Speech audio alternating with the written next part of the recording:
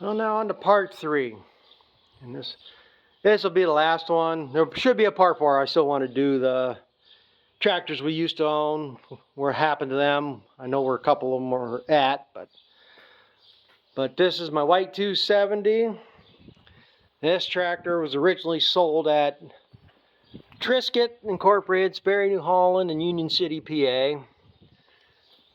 I don't know, as far as I know, I'm the 3rd owner for this tractor. If they were the original owner, I have an idea where they're at. I did see them at an auction one time. The guy told me that he knew I had the tractor, and he told me that they used to own it. But they traded it in. My wife's uncle bought this tractor, and then when he died, the dealership took the tractor back because it was financed through the dealer. So he had the lien on it.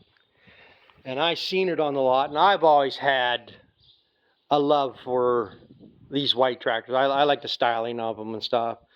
One thing I'd like to do with this tractor, which I think will look great too, two-post drop with a canopy. To me, that's a slick-looking tractor. And but like I say, when he passed, the dealer took the tractor back. I seen it over there. I talked to him. Well, you know, when somebody dies, there's problems with the estates. So he said he'd done that before. He got another tractor back, sold it, and then got in a bunch of problems with the estate because of that. So he wasn't going to do nothing at that time. He came, it was like 2 or 3 days later. He pulls in the yard here, wanted to know if I was still interested. And I guess he got permission or whatever. He got it. It was his to do what he wanted at that point. And fuck, I forget what I paid for it. I want to say it was like $8,000 today. If not, it's going back on the lot for $9,500 or something. Maybe it's only $7,000 I paid for it. But anyway, I bought it, and this is the best part. I wrote him a check for it. The next month, I get my bank statement. The check's still in there. Actually, there's more than there. I didn't think much of it. And then the next month, I get the statement again and find out the same thing. So I thought, well, something's wrong here. And money should have been in the account. So I went over there and talked to, well, the owner wasn't there. I talked to his son or somebody else. I told him, you know, hey, I bought this tractor. Money's still in my account. What's going on? It was less than 2 hours. He comes pulling in here. And it was the bank screw up. The bank cashed the check, but deposited it back into my account. So I had double the money, I think it was. However it was, but it was credit. He never got the money. It was credited. The bank screwed up. And he had his daughter's college tuition check bouncing. So the bank had to cover quite a bit of stuff for him over that. But we got it straightened out. And yeah, it's been a good tractor. Other than typical white Oliver, the brakes ain't the best thing on them. We had an 880 Oliver one time, and that was the biggest flaw in that tractor was the brakes. But this tractor, I don't remember what it had on it when I bought it. It's got 7,300 hours on it now. And the only thing I've ever really done to this tractor, I put the clutch in it. I got videos on my other channel about that. Maybe I should try to copy them over onto this one or something. But, which doesn't make any sense. Joe wanted $1,200 for the clutch in that Ford the last time. He wanted over $2,000 to put the clutch in this one. I'm like, this tractor's not even worth $2,000 probably for the clutch. And since I don't have to split it, I mean, you just pick the motor out of it. So I figured, well, something I can do. So I pulled the motor, put a new clutch in it. I never turned the flywheel. It wasn't bad. I just put the new clutch and pressure plate into it. And that was the same thing that happened on this one. The center hub of the pressure or the clutch plate sheared off. Because you pushed the clutch in, you didn't stop. That 1 year, I bagged silage with this tractor with no clutch in it. Because once it's on the bagger, you don't need the clutch. The problem is hooking the thing up. So like I said, I could pull it up there. You have to shut the tractor off and then shift it to reverse. And hope you get lined up some way. And then when you get right close to it, what I do is I leave the fuel shut off, pulled out, leave it in reverse, turn the key to inch it back, until I got it hooked up. And then once it was hooked up, I didn't need the clutch anymore. So I was able to bag that year with it, and then I monkeyed that winter putting this clutch in it. I had to, oh, this is the intake side. What I planned on doing when I did this, oh, this is the intake. No, it's exhaust. I had a leak back here, so I figured the exhaust manifold gasket was bad in this. So when I went to change them, I come to find out it was something else, but these exhaust ports were all carboned up. I had to clean them out. One, they're supposed to be about that big. The one had about that much space into it. So I cleaned them out. And it turned out the problem was the return line from the injectors that goes up front of the tank, back in the tank, that was cracked and leaking. And of course, that one has some weird special fittings on it. I'm surprised. I was actually able to, there's a place up here in Erie called Serco. They have all kinds of hydraulic fittings and pipe fittings and lines and stuff. I went up there and had it made. I think it cost me 18 bucks or something to get everything I needed for that. But the way this tractor is, it mainly ends up for light work. I'll be using this one to rake hay. I should try it on the tedder, see if I can fold it out, because like I said, there is a problem with these. Because I had problems. I tried mowing hay with this one time, and you couldn't lower it. Somehow it would overpressurize one of these lines. Now there's a restrictor valve that you can put in. I forget which one line it is. So you can adjust the flow so it doesn't build up that pressure. But it's not that important to me. I think it would work fine on the tedder. It never had any problems on the TMR mixer because there isn't that much weight there. So I think it would work. Biggest issue I have with this tractor right now is, I've shown it before, my drawbar is cracked. About 3 years ago, I was backing the mixer around to get mixed feed, and I was coming, I was turning, so I was pivoting around, and the mixer dropped in a frozen rut. And when it hit, it stopped, but the tractor kept pushing, and it jerked everything over, and that's what cracked all these. So I have a solution figured out. Like I said, I just got to get the money around to do it. So right now, I just use this. I'll be using it to rake hay, because the rake is nothing. I'm going to try to dress some fertilizer on these cornfields, so I can use the 3-point hitch. No big deal for that. So it'll be used for some stuff here this winter, or this summer. And maybe do a little bit of work to it and get into something else. But like I say, right now it's mainly just the light jobs. This tractor weighs about 9,000 pounds, because I took this one to the tractor pull one year. And so I know what this one weighs. This one only has about 30 gallons of calcium in each tire. Because I did these tires the same year I did the International originally, when I put them step-up rims. Because I had a tire go bad on this tractor. I was raking hay with it, and I got a flat tire. So they were pretty well shot. So I ordered, now these are the same thing as I put on that Super All Traction 23-degree Firestones. And what ended up is I bought, let me get this right. These are only 6 plies. The ones I put on that tractor were 8 plies. These are both biased. I bought the 2 step-up rims. How did it work? Because I was only going to get through 3 tires. And it came, well, them came on there mounted. Because where he got the tires, he got the rims from, and they mounted them for nothing, since there's no calcium or anything. Somehow in the combination, I ended up, no, that's what it was. I was going to put 8 plies on this. And I got them 2 tires. And the third tire that I got for this one, these are both 18-438s. they sent a 6-ply. And I thought, well, that's a lot of pissing around. I mean, for the weight of this tractor, what it carries, 6 plies is more than enough. So that's where I decided, well, there's no sense sending this one back to get an 8-ply. I just went ahead and ordered another 6-ply. That's how it worked. They were supposed to send me an 8-ply for this tractor. I ended up with a 6-ply, and I said, hell, just give me another 6-ply, and we did both tires at the same time. So you can see, this tractor does not see road work.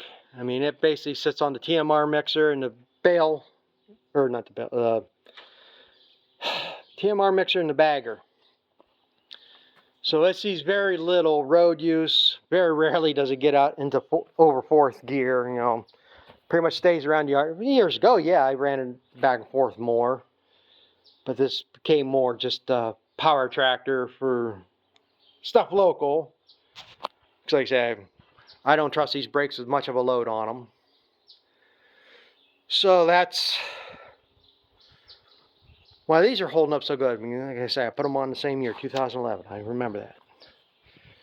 The thing is, I don't think the 270, like I said, this one's what they probably call 70 horsepower. I don't think, and I looked in the book the one time, I don't think it ever came with 38s. I think it's supposed to be originally 34s. But whoever had it put 38s on it and made some nice spacers for their to raise the fenders up to clear it. So that's why this one's got 38s on it, which I ain't disappointed about. The biggest issue I got with this tractor right now, like I said, I got that started, got it parked in here the other day, just keep it out of the weather. I need a new seat, which should be here by the end of the week. Got one ordered. So let's see how bad this is. I should start spraying these bolts up. I believe there's just 2 bolts that hold that on there.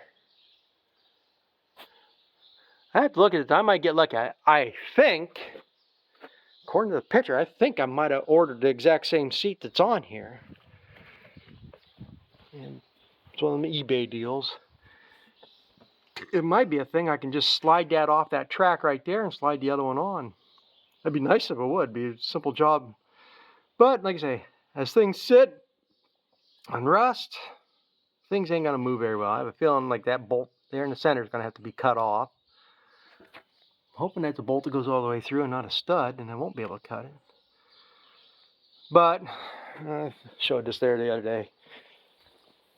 I just ain't too crazy about riding around this seat much anymore. It wasn't too bad last year, but that pan has seen better days. So that's got to be addressed.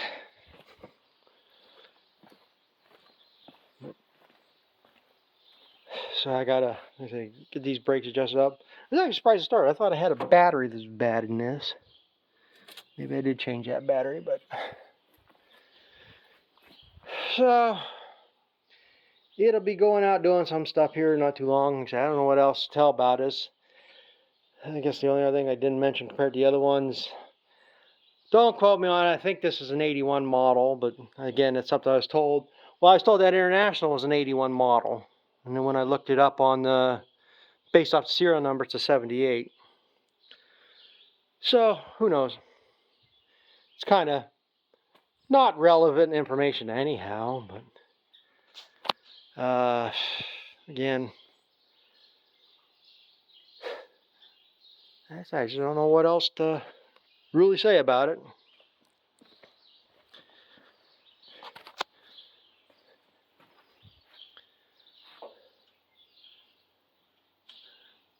Like I said, this hasn't been one of the most exciting tractors, you know, big jobs or anything. It's just, but it's a nice tractor. Like I say, this is the styling of tractors I like. There really ain't much on the market anymore I care. The way they build them nowadays, I just don't care about the designs and stuff, complications. See, these 3, you get into mid to late 70s, 80s, into the early 90s, even some of the 2000s. That's all you need in a tractor. You don't need all this bullshit they got in them now. And they say this is simple to fix. I mean, there's nothing right here. If I absolutely 100% had to, I could fix these tractors. You know, I think much on these transmissions and stuff. You know, the torque amplifier on this thing is not the simplest job to do, but it is something, if I really had to, I could do it. You know, you can always makeshift your rig somehow to stands to hold it up and to split it. And I mean, I've seen guys do these transmissions, and I got the IT manual. It's nothing that's I consider above my head, but it's could be a little bit of an intimidating type job. Just like this tractor here, when I did the clutch, I wasn't really looking forward to it. I knew how simple, basic job it was. And it's just a matter of just getting to do it. Like I say, just took everything loose that needs to be loose, stuck the skid steer up here, strapped some chains around it, got it lifted out, set it on the floor here, and made some blocks out of wood that I bolted onto the mounting points here to hold it up. You just pull the over-under transmission off and take the several bolts out to hold the pressure plate on, and make sure you got the plates lined up, slip it all back together. It was all the other stuff. Like I said, I ended up putting all new transmission coolant lines on it. You know, stuff that should just be changed because you're tearing into it. You know, new fan belts. I think I did a thermostat in this at one time years ago. I've replaced the water pump on it years ago.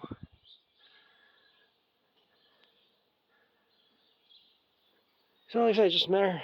And right here's the spot that I did it in. It was pulled it in here a day like this, and when I was putting everything in, I was standing in shit like that because this stuff leaches out. But hey, you want cover to work on, that's what you work on. So I guess, like I said, them are the original front tires still on that tractor. And then this is your 3 ribs.